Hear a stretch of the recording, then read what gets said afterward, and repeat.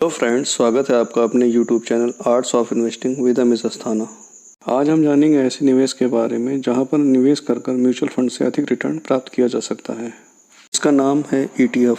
आज हम इस वीडियो में जानेंगे ETF क्या होता है, कैसे काम करता है और टाइप्स ऑफ ETFs कितने होते हैं और इसमें कैसे निवेश किया जा सकता है। ETF का मतलब एक्सचेंज ट्रेडेड फंड होता है। वास्तव में ये इंडेक्स फंड की तरह होते हैं जो कि स्टॉक एक्सचेंज में शेयरों की तरह खरीदे और बेचे जाते हैं। दुनिया भर में ETF रिटेल निवेशकों और संस्थागत निवेशकों में बहुत ही लोकप्रिय निवेश का साधन है। हम यह कह सकते हैं कि यह एक सस्ता साधन है क्योंकि इस फंड में चार्जेस दूसरे फंड्स के मुकाबले कम होते हैं। इनका रिटर्न इंडेक्स फंड जैसा ही होता है। ये शेयर बाजार पर लिस्ट होते हैं। ETF की पेशकश पहले NFO के रूप में होती है, फिर यह शेयर बाजार में लिस्ट होते हैं।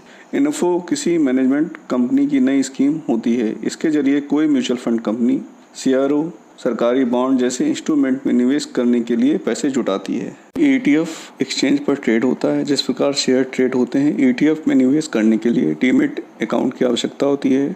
डिस्क्रिप्शन में जीरोधा आप स्टॉक्स के लिंक दिए गए हैं जहां पर क्लिक करके अपना आप डीमैट अकाउंट ओपन कर सकते हैं। वीडियो आपको पसंद आ रही हो तो वीडियो को लाइक और चैनल को सब्सक्राइब अवश्य कर लें।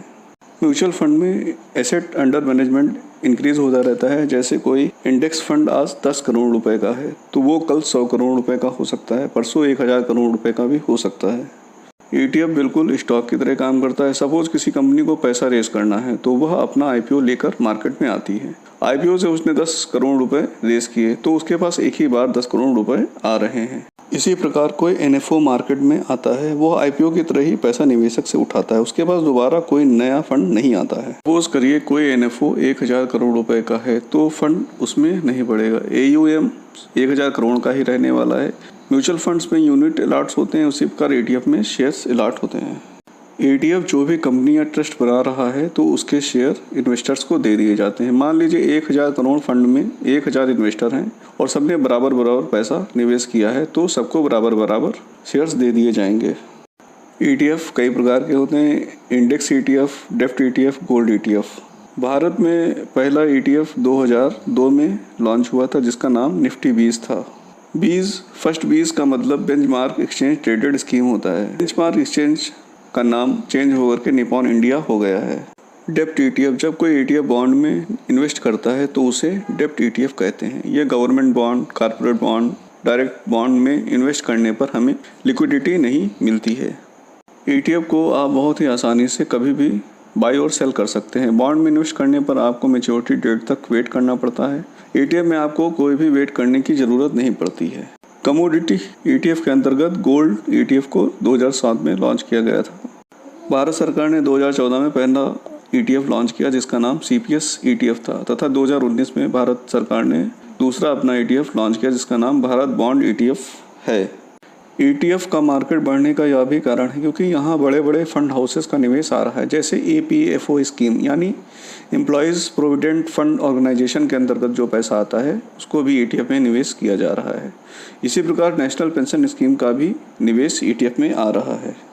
एक्सपेंस रेशियो से जानेंगे हम कि कहाँ पर निवेश करना हमारे लिए लाभदायक है। इंडेक्स फंड के अंदर जो कॉस्टिंग्स आती है वो 0.1% से 0.3% तक आती है, जबकि इक्विटी ETF की कॉस्टिंग 0.01% आती है। निफ्टी सेंसेक्स ETF की कास्ट बहुत कम होती है जो 0.01 से लेकर 0.1% तक होती है।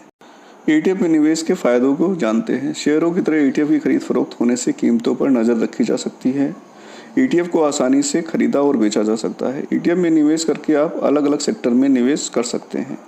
ETF के डिविडेंड पर टैक्स नहीं लगता है। हर ETF के लिए फंड मैनेजर होते हैं। निवेशक को शेयरों की खरीदारी और बिक्री नहीं करनी पड़ती है। ETF में निवेश करने के लिए क्या सावधानियां रखनी चाहिए उसको हम जानते हैं। हमें उस ETF में निवेश करना चाहिए जहां हमें लिक्विडिटी मिल रही हो। लिक्विडिटी यानी डेली ट्रेडेड वॉल्यूम। मान लीजिए आपने कोई ETF खरीद लिया और उस ETF में वॉल्यूम ही नहीं है तो आपको उस ETF को बेचने में समस्या हो सकती है। हमें हमेशा उस ETF में निवेश करना चाहिए जहां पर वॉल्यूम लगभग 1000 से अधिक होना चाहिए तथा निवेश करने से पहले हमें उस ETF के एक्सपेंस रेशियो को भी चेक कर लेना चाहिए। आइए हम एक उदाहरण से समझते हैं किस प्रकार ETF में निवेश कर आप करोड़पति बन सकते हैं। निफ्टी 20 यानी निफ्टी इंडेक्स को फॉलो करती है। यहाँ पर निवेश कर आप निफ्टी की तरह रिटर्न प्राप्त कर सकते हैं। निफ्टी 20 का प्राइस निफ्टी इंडेक्स का 1/10 वैल्यू होती है। निफ्टी 20 में निवेश करने से हमें लिक्विडिटी बहुत आसानी से मिल जाती है और हमारा पोर्टफोलियो भी बहुत कम पैसे में डाइवर्सिफाइड हो जाता है। निफ्टी 20 स्टॉक्स की तुलना में काफ़ी कम रिस्की होता है। पहले निफ्टी का हिस्सा yes bank, DHFL, are infra, RCom, PC jewellers, jet Airways हुआ करते थे, जिनमें से आज कई कंपनियां डीलिस्ट हो चुकी हैं और यस बैंक जैसा स्टॉक जो 1200 रुपये में ट्रेड होता था वह आज 10 रुपये में ट्रेड हो रहा है।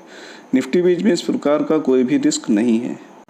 आइए उदाहरण से समझते हैं निफ्टी 20 में निवेश कर आप कैसे करोड़पति बन सकते हैं। सपोज करिए आर्यन ने 23 साल की उम्र में 5000 रुपये का निवेश हर महीने निफ्टी 20 में करना शुरू किया, जो 10 साल तक कंटिन्यू निवेश किया।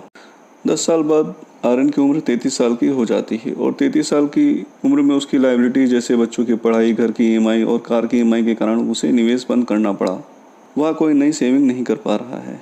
यदि आर्यन अपने ETF के निवेश को 30 साल तक पड़ा रहने देता है और यदि ETF 12% रेट ऑफ इंटरेस्ट से इन्वेस्टमेंट को ग्रो करता है तो आर्यन के 10 साल में निवेश किए हुए 6 लाख रुपए 30 साल में 1 करोड़ रुपए हो जाएंगे। शेयर मार्केट में निवेश करके पैसा बनाने के लिए वीडियो को लाइक और चैनल को सब्सक्राइब अवश्य कर लें। Thanks for watching.